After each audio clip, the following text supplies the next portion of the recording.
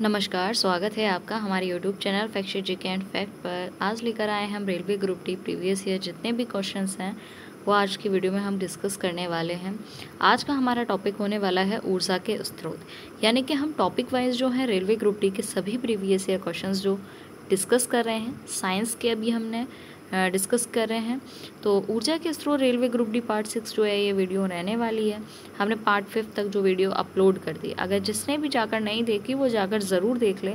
हर एक क्वेश्चन जो है एग्ज़ाम के पॉइंट ऑफ व्यू से काफ़ी इंपॉर्टेंट है और एग्ज़ाम्स में आने के फुल चांसेस हैं इन क्वेश्चंस के, क्योंकि जितने भी क्वेश्चंस हैं वो सिलेक्टिव क्वेश्चंस हैं और प्रीवियस ईयर जितने भी रेलवे के एग्ज़ाम्स हो चुके हैं उन्हीं से ये क्वेश्चन जो है वो सिलेक्ट किए गए हैं।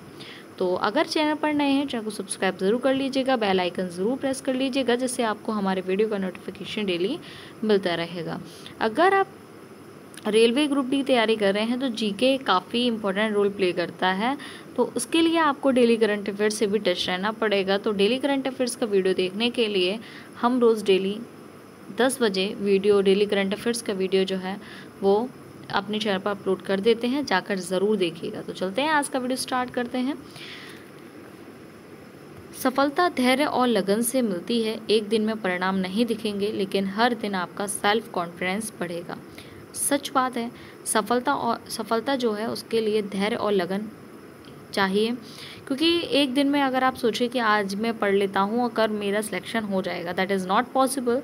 क्योंकि जब तक आप एक एक दिन, बोलते हैं ना, एक एक बूंद से घड़ा भरता है, ऐसी एक एक दिन की मेहनत से हम जीवन में सफल होते हैं और इससे हम सफल होते ही होते हैं, साथ में हमारा कॉन्फिडेंस भी बढ़ता है। क्योंकि जब तक आप तैयारी नहीं करेंगे किसी भी चीज़ की, तो तब तक आपके अंदर ये कॉन्फिडेंस नहीं आएगा, तब तक आप यही सोचते रहेंगे ये मैं नहीं कर पाऊँगा, मैं ये नहीं कर पाऊँगा। लेकिन जिस दिन आपने किताब उठा ली, आप देखेंगे कि आप सफलता की ओर जा रहे हो और आपके अंदर एक कॉन्फिडेंस आएगा कि हाँ ये मैं कर सकता हूँ। क्योंकि जब तक आपको कोई भी टॉपिक है, मान लो आज मैं ऊर्जा का स्रोत करवा रही हूँ, वो टॉपिक अगर आपको पता ही नहीं है तो आपके अंदर कॉन्फिडेंस नहीं आएगा। तो इसीलिए सफलता धैर्य और लगन से मिलती है। एक दिन में परिणाम नहीं देखने को मिलेंगे, लेकिन हर दिन आपका जो है सेल्फ कॉन्फिडेंस इससे बढ़ेगा और आप रेलवे ग्रुप डी में जॉब अच्छी खासी ले सकते हैं। तो चलते हैं, आज का वीडियो स्टार्ट करते हैं। वीडियो स्टार्ट करने से पहले कमेंट में ये भी बता दीजिएगा कि आपके कितने क्वेश्चंस जो हैं वो करेक्ट रहे। निम्नलिखित में से कौन सा स्रोत पूर्णतः नवीकरणीय नहीं है? तो नवीकरणीय स्रोत नहीं है वो है प्राकृतिक गैस। प्राकृतिक गैस सीमित संसाधन है और समाप्त हो सकती है, इसलिए नॉन रिन्यूएबल है, यानी कि नवीकरणीय नहीं है। ऊर्जा का प्रत्यक्ष रूपांतरण सबसे अधिक किसके लिए सही है? तो ये सही है सौर पैनल के लिए। किसके लिए? सौर पैनल। सौर पैनल जो है वो प्रकाश ऊर्जा को सीधे विद्युत ऊर्जा में बदल देता है। वायुमंडलीय दाब और गति का उपयोग कर बिजली बनाने वाला स्रोत है कौन? पवन ऊर्जा। पवन ऊर्जा में हवा की गति को टरबाइन द्वारा विद्युत ऊर्जा में बदला जाता है। निम्नलिखित में से कौन सा ऊर्जा स्रोत भूगर्भीय ऊर्जा का रूप नहीं है? तो उसका करेक्ट आंसर हो जाएगा ज्वार भाटा। ज्वार भाटा जो है वो ऊर्जा टाइडल एनर्जी है, जो थर्मल एनर्जी नहीं है। बायोमास जो है, बायोमास ऊर्जा के उत्पादन में मुख्य प्रक्रिया क्या है? बायोमास को जलाकर कंब्यूजन्स या फर्मेंटेशन से ऊर्जा प्राप्त की जाती है। सौर ऊर्जा का दक्षता बढ़ाने के लिए क्या किया जाता है? सोलर पैनल को ट्रैकर पर लगाया जाता है। सोलर ट्रैकर सूरज की दिशा के अनुसार पैनल को घुमाता है, जिससे अधिक ऊर्जा क्या होती है वो प्राप्त होती है। ऊर्जा के संरक्षण के अनुसार ऊर्जा ना तो नष्ट होती है और ना ही उत्पन्न होती है। ये सिद्धांत किसने दिया था? तो ये सिद्धांत दिया था जूल ने। जूल ने ऊर्जा संरक्षण का नियम प्रतिपादित किया था। नेक्स्ट क्वेश्चन, निम्न में से कौन सा ऊर्जा स्रोत केवल विशेष भौगोलिक स्थानों पर ही उपयोगी है? तो ये है कहाँ पर? भू ऊर्जा में, यानी कि जियोथर्मल एनर्जी केवल उन क्षेत्रों में है जहाँ जमीन के भीतर गर्मी अधिक होती है। जितने भी क्वेश्चन यहाँ लिए गए हैं सभी सिलेक्टिव क्वेश्चंस हैं और आप देख रहे होंगे क्वेश्चंस का जो टाइप है वो एग्ज़ाम के पॉइंट ऑफ व्यू से काफ़ी इंपॉर्टेंट है। आप देख सकते हैं प्रीवियस ईयर जितने भी क्वेश्चंस एग्जाम्स में पूछे गए हैं वो सारे क्वेश्चंस हम लेकर आए, क्योंकि रेलवे जो है वह अपने प्रीवियस ईयर क्वेश्चंस को रिपीट करता है। जीवाश्म ईंधन से बिजली बनाने में किस प्रक्रिया में सबसे अधिक ऊर्जा हानि होती है? तो ये होती है भट्टी टरबाइन में। भट्टी में हीट लॉस सबसे अधिक होता है। 10th क्वेश्चन, जल विद्युत केंद्र में पोटेंशियल एनर्जी का रूपांतरण क्या है? तो ये है पोटेंशियल काइनेटिक, मैकेनिकल और इलेक्ट्रिकल। पानी की ऊंचाई गिरने पर गति, यानी कि पानी की ऊंचाई पोटेंशियल है, गिरने पर गति काइनेटिक है, टरबाइन घूमना मैकेनिकल है और जनरेटर एक इलेक्ट्रिकल है। तो पोटेंशियल एनर्जी का एक ये रूपांतरण है। अच्छा, अब तक मैंने 10 क्वेश्चन जो है वो कवर कर दिया। अच्छा, 10 में से बताइए आपके कितने क्वेश्चन जो हैं वो करेक्ट है, और अपनी तैयारी देखिए आपकी तैयारी किस तरीके की चल रही है। निम्न में से कौन सा स्रोत सतत ऊर्जा का उदाहरण है? तो ये है सौर ऊर्जा का। सौर ऊर्जा लगातार उपलब्ध रहती है, यह रिन्यूएबल है। नवीकरणीय ऊर्जा के मुख्य उपयोग में मुख्य बाधा क्या है? ये है बी, उच्च लागत और तकनीक सीमाएं। सोलर, विंड और जो थर्मल प्लांट्स की हाई इनिशियल कॉस्ट और तकनीकी चैलेंजेस हैं। ज्वार भाटा ऊर्जा किसके प्रभाव से उत्पन्न होता है? तो ये उत्पन्न होता है चंद्रमा के गुरुत्वाकर्षण से। टाइडल एनर्जी मून की ग्रेविटी द्वारा उत्पन्न होती है। ऊर्जा का सबसे घातक प्रदूषण किस स्रोत से उत्पन्न होता है? तो ये स्रोत जो उत्पन्न होता है वो कोयला और पेट्रोलियम से उत्पन्न होता है। फॉसिल फ्यूल जलने से CO2, SO2 और NOx गैसें निकलती हैं जो प्रदूषण को बढ़ाती हैं। सौर पैनल का मुख्य कार्य सिद्धांत क्या है? तो ये जो है वो प्रकाश को विद्युत ऊर्जा में बदलना है। सोलर सेल सनलाइट को डायरेक्ट इलेक्ट्रिसिटी में कन्वर्ट करता है। निम्नलिखित में से कौन सा गैर परंपरागत ऊर्जा स्रोत है? तो ये है पवन और सौर ऊर्जा। रिन्यूएबल सोर्सेज जैसे विंड और सोलर नॉन कन्वेंशनल एनर्जी है।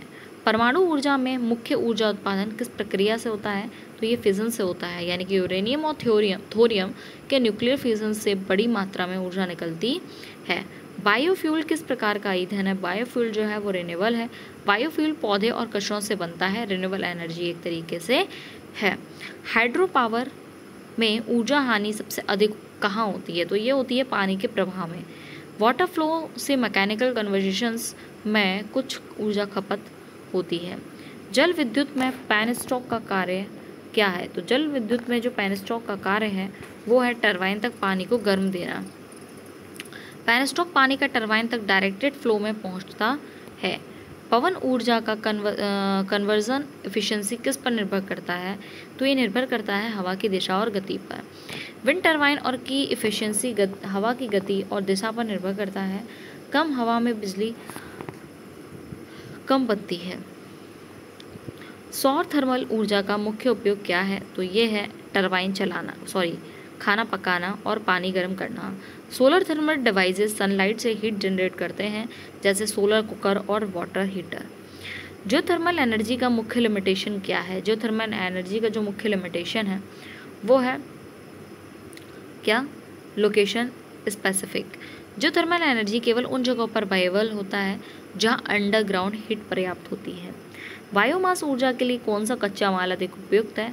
तो ये है crop residue, wood and animal waste, यानी कि ऑर्गेनिक मैटर जैसे पौधों का अवशेष पशु अपशिष्ट से ऊर्जा बनाती है। जल विद्युत केंद्र में टरबाइन किस प्रकार की ऊर्जा को कन्वर्ट करता है? तो ये कन्वर्ट करता है काइनेटिक और मैकेनिकल को। वाटर फ्लो की काइनेटिक एनर्जी टरबाइन को घुमाकर मैकेनिकल एनर्जी में बदलती है। ठीक है, तो इसका करेक्ट आंसर हो जाएगा ए। टाइडल एनर्जी में अधिकतम ऊर्जा किस स्थिति में उत्पन्न होती है? तो ये स्थिति है full moon and new moon के समय। Spring tides, full and new moon के दौरान टाइडल एनर्जी मैक्सिमम अधिक होती है। न्यूक्लियर एनर्जी प्लांट्स में वेस्ट का मुख्य खतरा क्या है? ये है radiation. Nuclear plants radioactive waste produce करते हैं, जैसे सुरक्षित तरीके से डिस्पोज करना पड़ता है। रिन्यूएबल एनर्जी में इंटरमिटेंसी समस्या किस स्रोत में अधिक होती है? तो ये होती है बीम है, यानी कि विंड और सोलर में। विंड और सन समय समय पर अवेलेबल होते हैं, जिससे कंटिन्यूस सप्लाई में इंटरमिटेंसी होती है। सोलर फोटोवोल्टेइक सेल में इलेक्ट्रॉन्स और मूवमेंट किसके कारण होता है? तो ये होता है फोटोन एनर्जी के कारण। लाइट फोटोन्स इलेक्ट्रॉन्स को एक्साइट करते हैं, जिससे इलेक्ट्रिक करंट जनरेट होता है।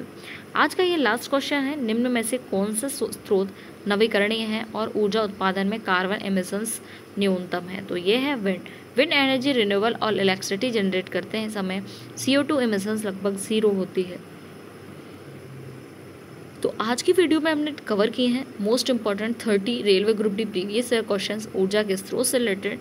अगर आपने ये वीडियो ध्यान से पढ़ा है और ध्यान से देखा है तो 90% टू 95% क्वेश्चन यहीं से कवर हो जाएंगे और आपको किसी और का वीडियो देखने की ज़रूरत नहीं पड़ने वाली है और आपको बुक्स भी उठाने की ज़रूरत नहीं पड़ने वाली, क्योंकि हम टॉपिक वाइज जितने भी इंपॉर्टेंट क्वेश्चंस हैं वो हम डिस्कस कर रहे हैं।